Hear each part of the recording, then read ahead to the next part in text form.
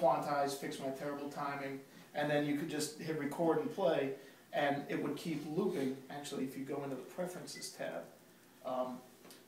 loop all tracks, so you can have them all looping at once, and then just keep overdubbing. So you want to do overdub instead of overwrite, and that way it'll keep letting you add layer after layer. And that's just on one track. So if you switch to a different instrument, then you go to a new track. Gotcha. All right. Mechanical noises, so the damper noise, if you want it to be a little louder, damper resonance.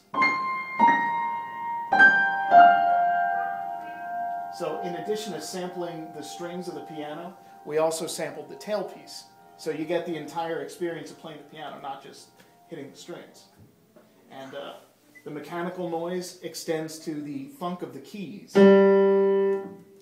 So you can hear the key let off as the hammer returns into place. So all these little things that are part of playing the real instrument, we wanted to recreate and have available to you. You can lower them if you don't want it, but we've got them set at almost a psychoacoustic level, where it's something that you'd appreciate without even necessarily having it be up front. So it just sounds like a natural recording of a piano. And you can do some cool things too. You can raise and lower the lid.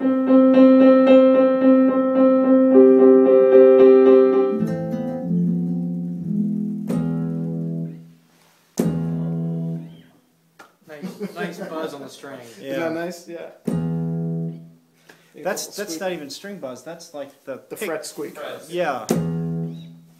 Ooh, I like that. All right, we're turning Karma on. We're playing a chord. All right, we go to control surface. Now we have different controls. Rhythm complexity. Pretty simple.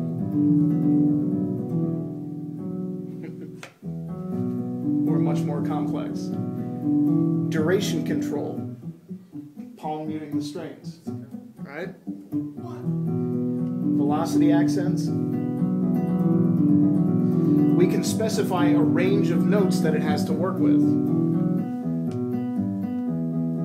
From 1 to 127. So the cool thing is, we're just modifying one of Karma's generated effects. Now, this... What I find interesting is that each of those sliders has a different meaning with a different instrument.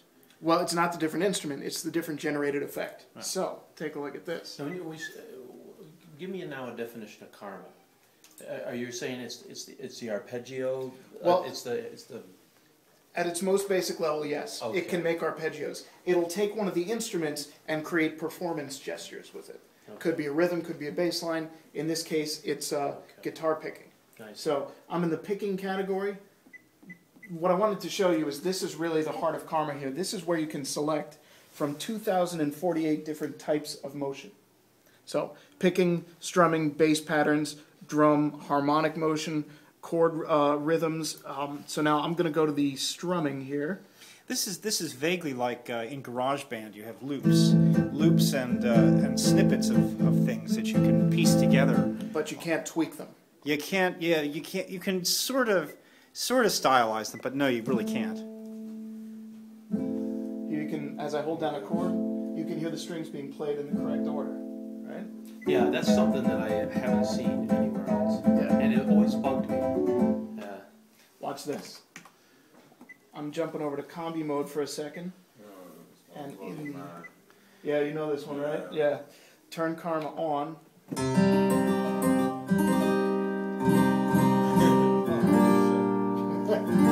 Oh, I like that.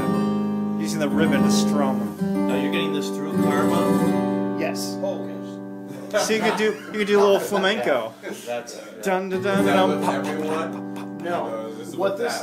I'll tell you what happened here. There's a function in Karma called manual advance. Okay. So as it goes through a pattern, it can be waiting for either the ribbon input for you to advance it manually, or this top octave is also. So where it's advancing through its notes, you can tell it, look, I just want to do it real quick. Yeah. Yes. Wow. Yeah. Isn't that great? That's nice as solo is. And when I start playing again, he backs off. Would you do that all over again? Please. Oh, please. There are many YouTube videos where I do this. Okay. If you check out the M3.